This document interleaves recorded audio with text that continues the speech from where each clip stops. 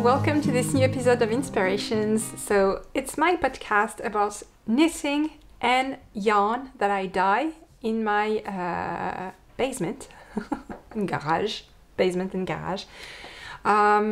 that I sell on my Etsy shop. So thank you very much for joining me. If you are new to the podcast, this is how it works. There's a weekly shop update of my Etsy shop on Monday afternoons. There's a weekly newsletter sent out every Monday at 5 p.m. It's just to let you know what's new, what are the new products and the new colorways in the shop, and give you some news about Tricot Stitch. And there is a new podcast episode every Monday at 5 p.m. on my YouTube channel. So also when you subscribe to the newsletter, there is a free pattern of the Jimmy shawl that I'm giving to you as a gift, as a welcome gift. And that's it. And I don't send any, there is this on this newsletter once a week, nothing more. And if you're a returning viewer, sorry, I'm a bit fog-brained these days. So if you're a returning viewer, thank you so much for joining me again. Again, it's a pleasure to have a moment with you and to chat a bit about what I'm doing and what I have planned, because lots of things are coming up. I want to touch base on that with you, on the agenda as well, because it's going to be a bit different for the coming weeks because of all the festivals. And also I wanted to let you know about the mystery call. You've been awesome. Thank you so much for participating. And then the projects, or shall I say the project, because there's only one this week. Okay, so let's dive into it, okay? Oh yeah, and the Almanac. The Sock Knitters Almanac colorway for the month of June. We'll start with that. So if you are new around here, I have this initiative, this kind of club without any subscription. It's a new colorway every month. I'm calling this the Sock Knitters Almanac. And so there's a new colorway in the shop every month, inspired by something more or less loosely linked to the ongoing month. So for example, for June, I'm going to show you the colorway for June. And the inspiration is initially a childhood memory of a very festive date in June, in which we celebrated La Saint-Jean with a very big bonfire, but like huge bonfire. There was a huge pile of wood, of pallets, flimsy wood,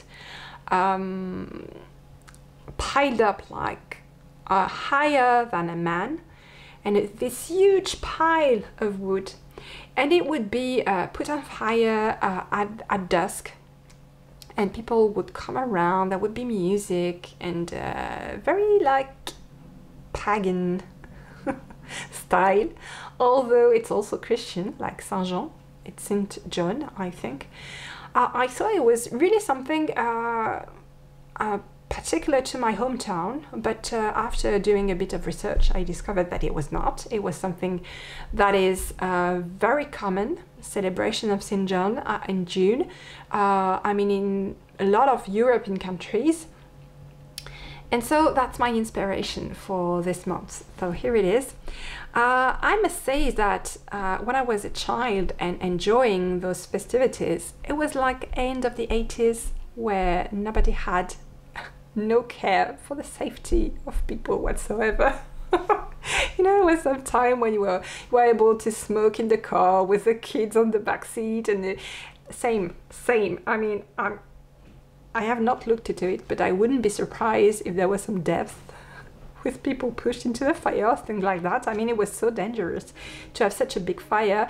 It was in the middle of the city. It was like a fairground, where you had some The fair was coming once or twice a year, so it was not close to any, living quarters, or but still it was in the city, and it was a huge fire, and I can't remember the firemen being close by just in case, you know, but it was so huge, it was so huge. They don't do that anymore. 2022, you don't do that anymore. It was the good old times. So that's my inspiration for this month. Just imagine, I decided to call the colorway Bonfire, and just imagine a lovely fire at dusk. So you have the beautiful light of the fire, but you also have all the little sparkle, you know, ascending in the night sky, and all the beautiful colors of the sky at dusk. So because I have sent all my yarns, I'm sorry, I've just shown a project on the French version with mohair, and I've got mohair up my nose. Because I've sent all my yarn to Porto already by international courier, I don't have anything left to show you this colorway in real, except this lonely skein that stayed with me because I want to cake it up and knit some samples and crochet some samples. So this is Bonfire, guys, and you can see my inspiration translated here with the beautiful colors of the night sky and dusk, and the lovely flame and all the lovely sparkles. You have a bit of, you know, a bit of pink, blues, grays, even a dash of dark, of black, sorry, and then you have the lovely changing colors of the fire. So this is Bonfire. I hope you love it.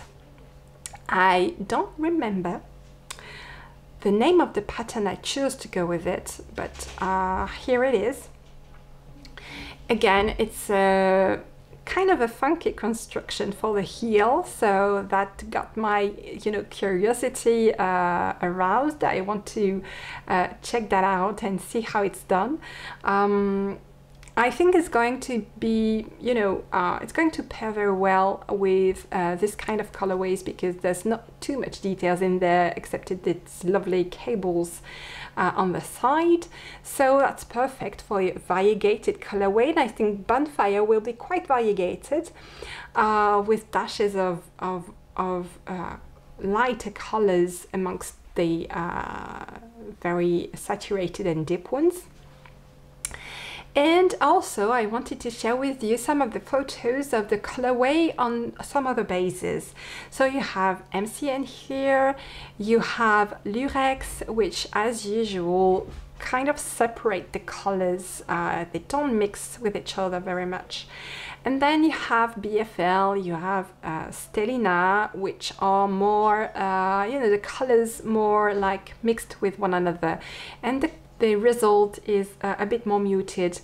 I think I did that colorway on a lot of different bases. I will have with me in Porto and in Brittany. But here it is for the Sock Knitters Almanac for June. So, because of the festivals coming up, about which I'm going to talk in a minute, this colorway is available in my shop today as a pre-order with quite a long turnover, because I'm going to start shipping them starting June 20th. So you place your order today, it's a pre-order, and I will start shipping the yarn like last 10 days of June. You will see that it will ship by end of June, because I have a 3 to 4 weeks dyeing turnover time. If I have some leftovers from the festivals, it will ship as soon as I'm back. But if I have to dye some more, it will ship end of June. So there you are. But you have, even though I am not at home, even though I am on the road for festivals, you still have the colorway in the shop. I think it's important not to, you know, shut down everything when I'm attending festivals as a vendor. And so for the festivals to come, I'm so happy. Porto is on June the 4th and 5th, and Bigoudlaine in Brittany is on the 11th and 12th. You will have the link in the show notes of those two festivals. I don't know if you will be around for any one of them. If you are planning to be around, just let me know, please. It would be awesome to be able to meet with you. So I'm leaving for Porto on June the 2nd. I'm going to set up my booth on Friday the 3rd. And then I'm going to meet with all the lovely Portuguese knitters and maybe European knitters, because I think this festival has a European reach. On the 4th and 5th, it's going to be awesome. I can't wait to meet with you all guys who are going to be able to make it there. So I'm finished dyeing for this festival. The yarn left my home on Wednesday. It's going to be in Porto before me. I think it should arrive on Monday. Send good vibes, please. And then for the first time in my indie dyer's life, I'm going to go to come back from Porto on June the 6th, and then I will be back on the road the next Friday, and to have this lovely festival in Brittany on the 11th and 12th. So I'm currently dyeing for this French festival in Brittany. So everything is going smoothly. I'm very happy. I kept up with my dyeing schedule, so that's very cool. I will have a lot of things in Porto. I envisioned Porto more like a best-of of a lot of colorways that I dyed over the past month, Almanac colorways and other colorways that I know you guys loved. So I will have a lot of colorways that I've dyed in the past month. And for Brittany, I dyed a bunch of new colorways. So I will show them to you, I think on Instagram, if you want to, because I won't be recording a podcast. The next one actually is the last before the festivals, and the next one I will upload for Monday the 20th of June. So there won't be any podcast in between, but what I'm going to do is share my adventures my festival adventures on my Instagram accounts. You can expect some stories, you can expect some posts, some pictures. So if you want to, you know, tag along virtually and see how it's going, you can. You just have to follow me on Instagram and maybe turn on the notifications, because, you know, with the algorithm and so on, you are not sure to see what I post.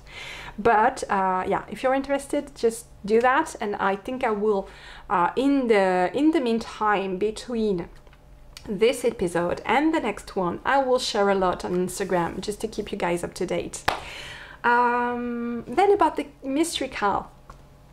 Thank you so much. I'm very, very happy that so many of you decided to chip in and post a picture, an inspiration picture. So as a reminder, I'm hosting this little challenge. It will be done once you watch this podcast, but I'm not revealing the name of the winner today, because today is Friday the 27th of May and you have until the end of the day to post a picture. So I will let you know in the newsletter who won. And again, the thread is going to remain open because there is so many beautiful inspirational pictures there that I'm going to definitely use many of them to create future colorways. And again, the picture I'm going to select over the weekend is going to win as a full skein kit of yarn to knit Ellen Stewart Curious Unmade new Mystery Cal. So that's Miss May Mystery Cal. It's just been, you know, it's available for purchase right now. And so I'm so happy. There is so many beautiful pictures I want to use to create colorways in this thread. So thank you so much for playing along.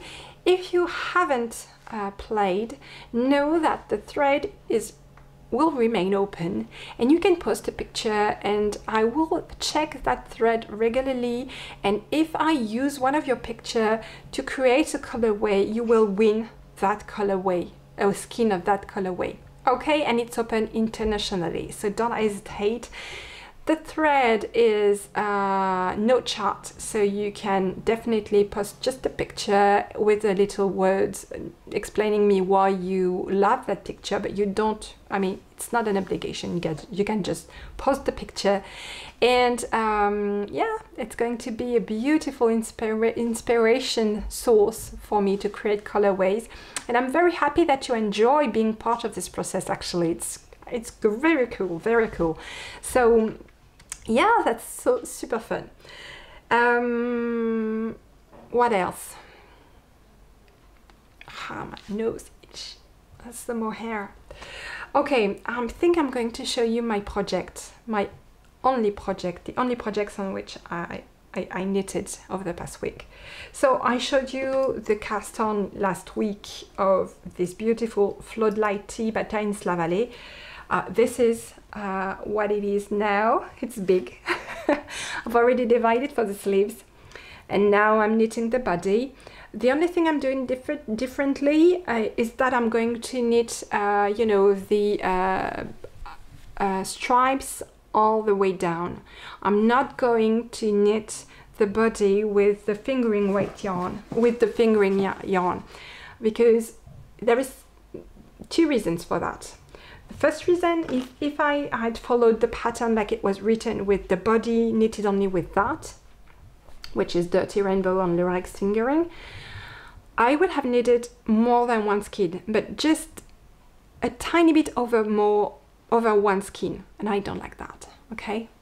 As a knitter, I don't like that. I know you don't like that either. So, and I mean, even if it's more money for a dyer, I don't like selling kits for like this, when you just need one and maybe 1 and 10% of another skein.